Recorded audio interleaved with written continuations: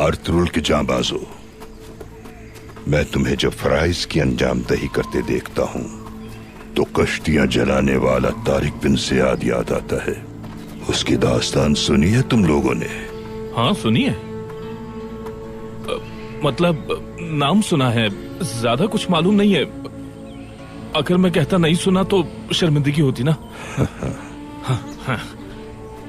तारिक बिन Ziyad दुनिया इस्लाम का एक बहादुर जंगजू था। वो मेरी जाए पैदाइश अंदलुस का फातेह था। तारीख में बहुत से ऐसे लोग गुजरे हैं जिन्होंने मुल्कों और शहरों को फतह किया, लेकिन तारिक बिन ज़ियाद का मकाम इन सबसे मुख्तलिफ है। जब उसने अंदलुस को फतह करने की नीयत से उसका रुख किया और एक यादगार तारीख रकम कर दी। बहरे रूम को इस मार्के का कतन इल्म न था। जब वो अपने सिपाहियों के साथ अंदलुस के साहिल पर पहुंचा तो उन्हें जंग के लिए आमादा किया और उसने नारे तकबीर बुलंद किया। उसकी आवाज की गूंज अंदलुस में एक सुनहरे दौर की इब्तिदा साबित हुई। हाँ, ऐसा क्या कहा था उस अजीम फातेह ने कि जिसकी वजह से एक नए दौर की इब्तिदा हुई।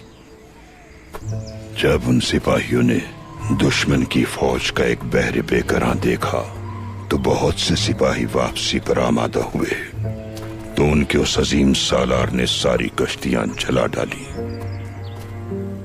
बहरे रूम का पानी उन जलती कश्तियों की हिद्दत से गर्म हो गया। अब उन सिपाहियों के पास वापस लौटने का कोई जरिया न था। अंदलुस को फतह होना था या उन सब की शहादत थी।